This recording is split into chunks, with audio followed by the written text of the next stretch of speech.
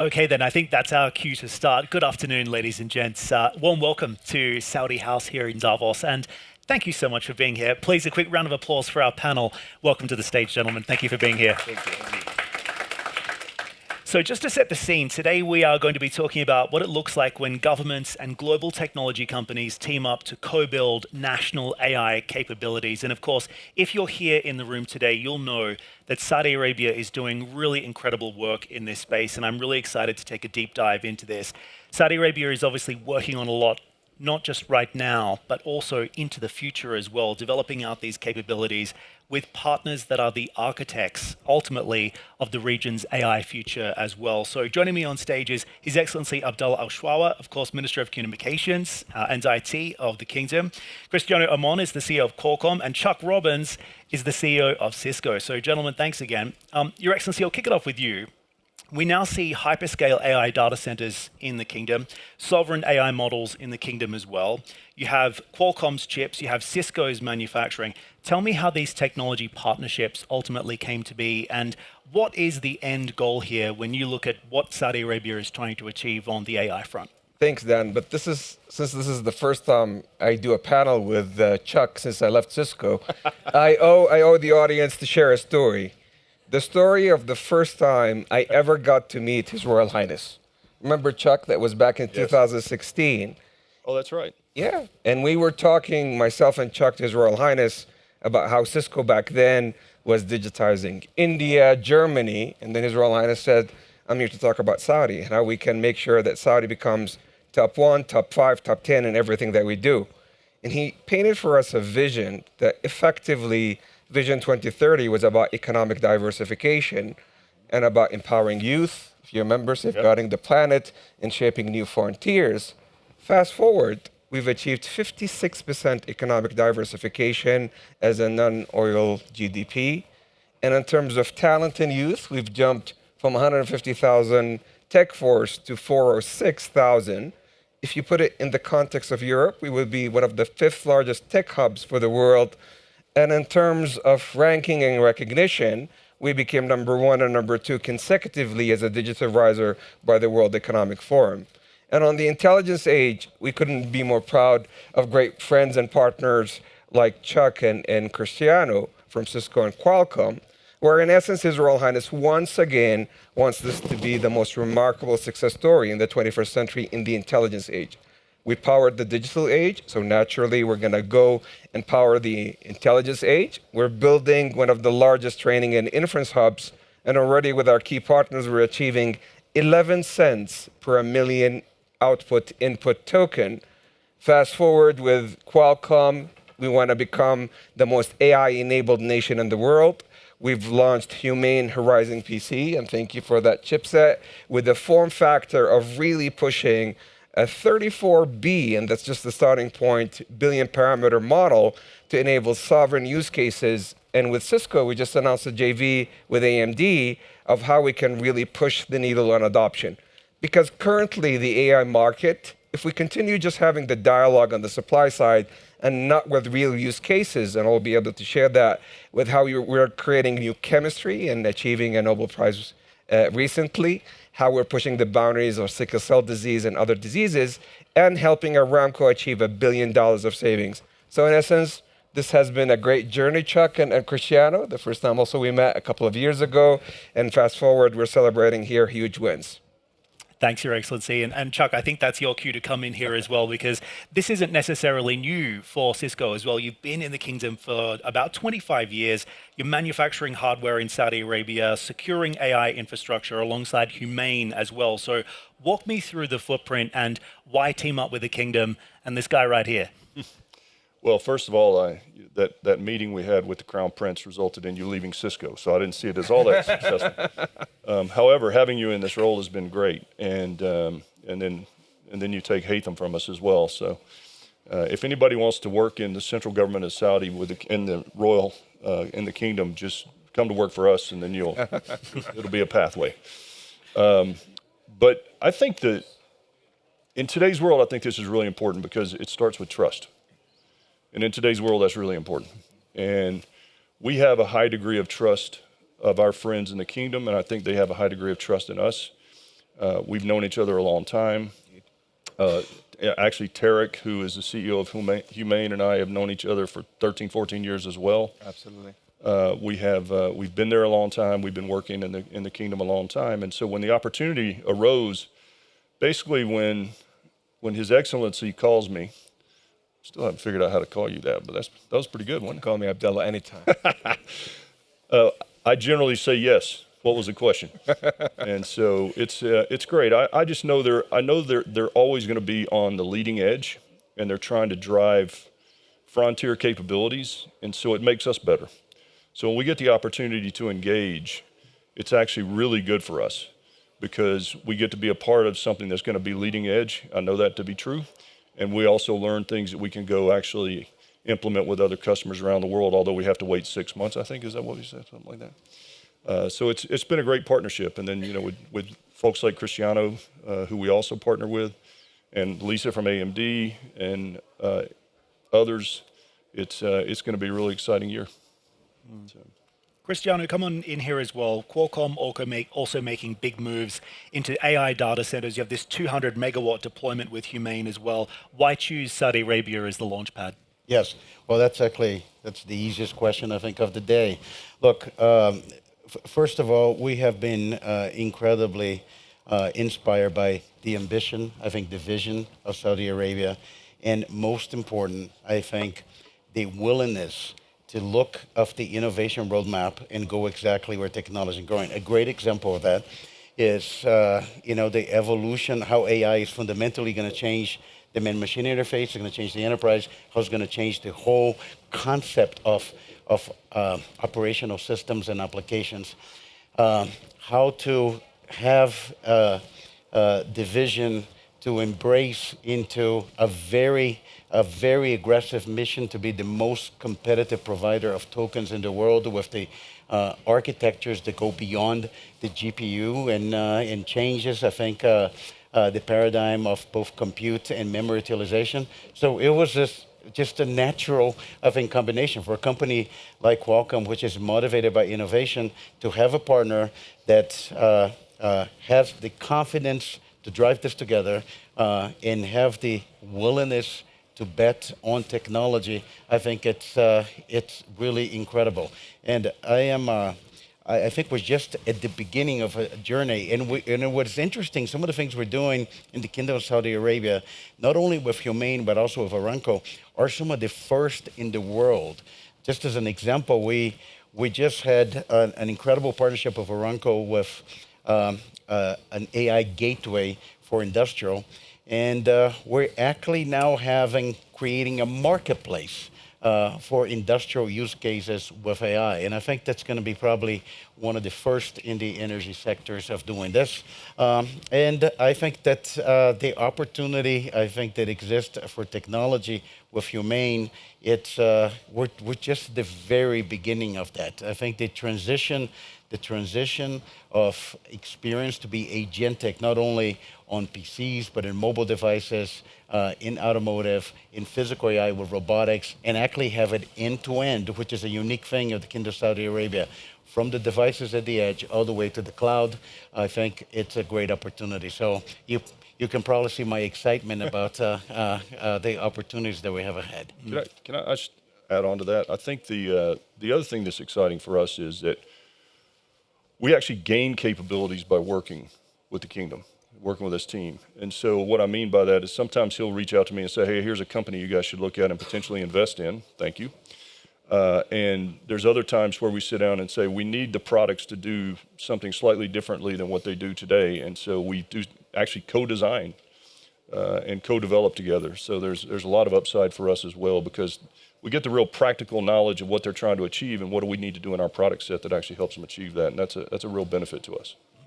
Your Excellency, you and I were talking backstage as well. One of the things you told me was when it comes to the end goal here, partnering with these American tech giants is also evidently about lifting up Saudi society. It's for the benefit Indeed. of Saudi people, right? You're not just building out AI capabilities at a sovereign level inside the kingdom, you're ultimately enhancing people's way of lives, creating economic opportunities as well. Can you speak to that? Indeed, and this goes back to the message that we have heard from Chuck and Cristiano, that it's all about the adoption. It's all about the use cases and the usefulness of AI. And if we talk about adoption, last year we introduced to the world NanoPalm, how a startup, Dr. Ali Al Hassan, was able to leverage CRISPR technology with gene editing capability to tackle sickle cell disease by creating these nanorobots with the right parameters to be able to infiltrate effectively the liver, which is a filter, and be able to take out that bad gene. Now he's pivoting and partnering with the US on two other diseases. One of them is the real cause of blindness, once again taking out that gene out of the place. Another clear example is creating new chemistry. I mean, you have still 2 billion people without access to clean water solutions.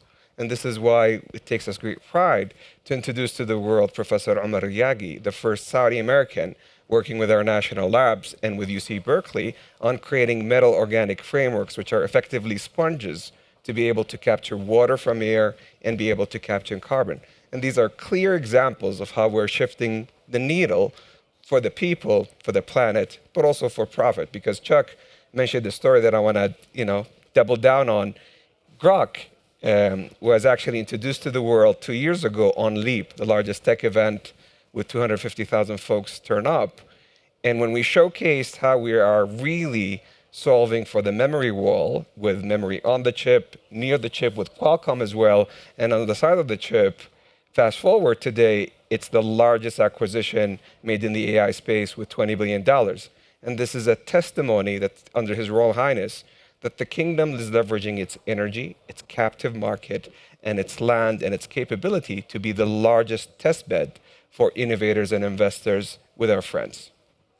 Can I also ask our American technology friends here, how much of a role has the Trump administration played in unlocking this opportunity for you as well? Because under the previous administration, under Biden, of course, any type of technology investment into the kingdom probably would have been frowned upon. And of course, there were export restrictions in place as well.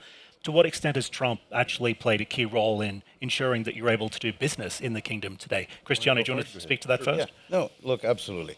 Maybe I'll take a step back and talk about what made some of the American companies that have been driving the innovation of companies successful. And then and I've been a company that has been really the number one thing that we do is actually try to create technology, create innovation.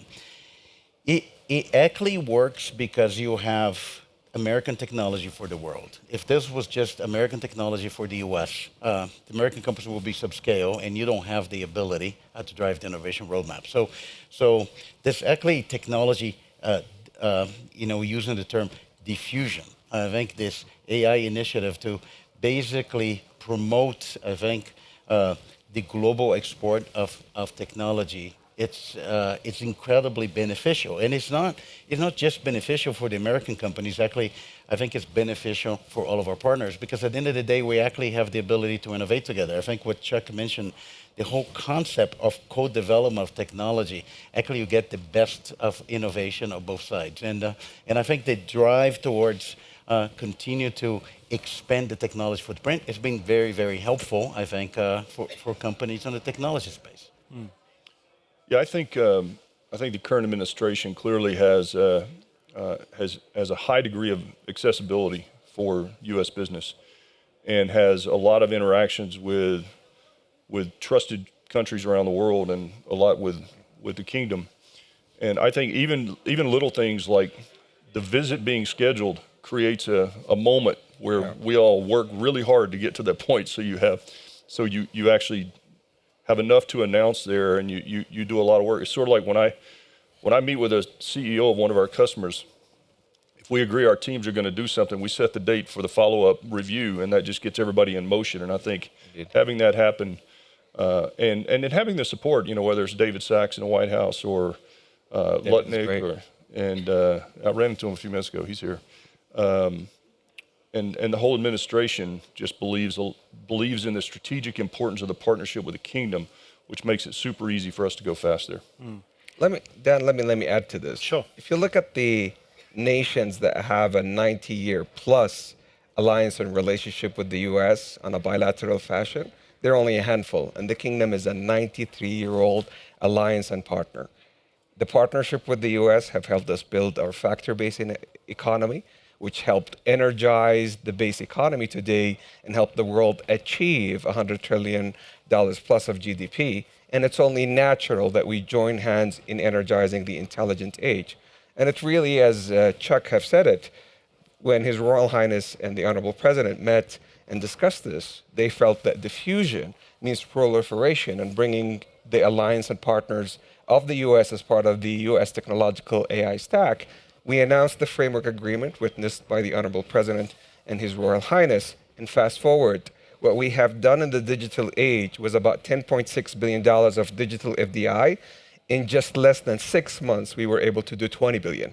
So just show you the time to value and how the kingdom right now is the innovative scaling bed, leveraging the scaling law in how we could push diffusion adoption across oil and gas, healthcare, and multiple industries powered by technological partners like Cisco and Qualcomm. Yeah, absolutely great point. And I think there's probably two other angles here.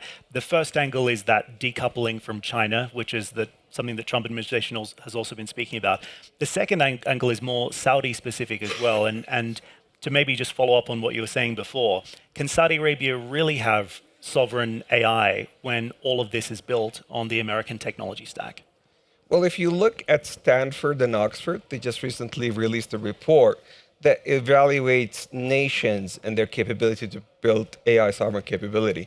And the kingdom, by both Oxford and Stanford, ranks number 1 and number 3, which shows you our ability to not only build our sovereign models. I mean, if you think about it, today there are as many Arabic speakers around the world as English speakers. So it doesn't make sense that 90% of the models are trained in one language. And hence we launched to the world LLM, powered by Sedaya and Humane, which today we just signed an agreement with Adobe, bringing LLM as the Arabic LLM of choice to all of their product suites to the world to make sure that these 400 million Arabs are not left behind.